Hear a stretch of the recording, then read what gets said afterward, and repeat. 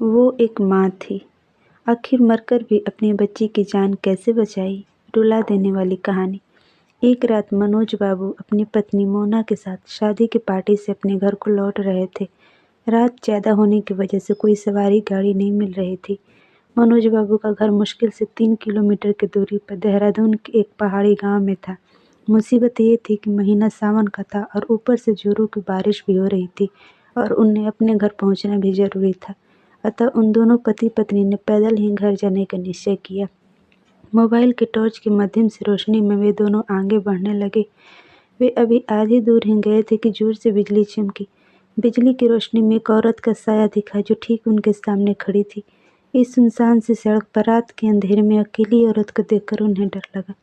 मन में तरह तरह के विचार आने लगे कि कहीं ये कोई खैर जो भी हो देखा जाएगा। सोचते हुए उन दोनों ने अपने कदम आगे बढ़ा दिए, लेकिन बिजली अब बार बार लगातार चमकने लगी थी और उस बिजली की चमक में वो औरत दूर से ही साफ साफ दिख रही थी।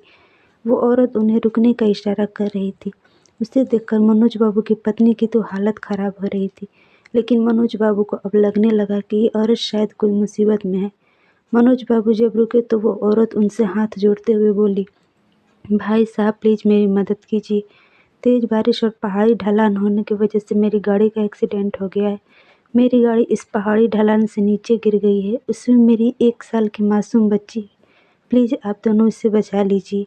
इतना कहते ही वो औरत आगे आगे चलने लगी और न चाहते हुए भी मनोज बाबू अपने पत्नी के साथ उस अजनबी औरत के पीछे पीछे चलने लगे। लेकिन एक अनजाने भय से उन दोनों का दिल जोर जोर से धड़क भी रहा था। जैसे ही वे दोनों पहाड़ी से नीचे उस गाड़ी के पास गए तो उन्होंने देखा कि गाड़ी में एक प्यारी सी मासूम बच्ची रो रही है। मनोज बाबू ने बच्ची को गाड़ी से निकाला तो पाया कि बच्ची बिल्कुल ठीक है। मनोज बाबू ने उस बच्ची को अपनी पत्नी की गोद में दे दिया। फिर मनोज बाबू को लगा कि ड्राइवर की सीट पर भी कोई है। जब वो आगे जाकर देखे तो उनके होश उड़ गए, क्योंकि ड्राइवर की सीट पर वही औरत खून से लथपथ होकर मरी पड़ी थी। मनोज बाबू को अब सब कुछ समझ में आ गया था। वे दोनों पति पत्नी बच्ची को अपनी गोद में लेकर अपने घर की तरफ आगे बढ़ गए। रास्ते में उनकी पत्नी ने उनसे पूछा, वो औरत कौन थी? फिर वो औरत दिखाई क्यों नहीं दी? कहीं वो कोई? मनोज बाबू बोले, वो एक माँ थी, मरकर भी अपने बच्चों के लिए तड़पती है जो, वही एक माँ थी वो। मनोज बाबू की यह कहानी सुनकर मेरी आंखों में आंसू निकल गए हैं। दोस्तों, अगर कोई मुसीबत में हो तो उसकी ज़रूर सहायता करें।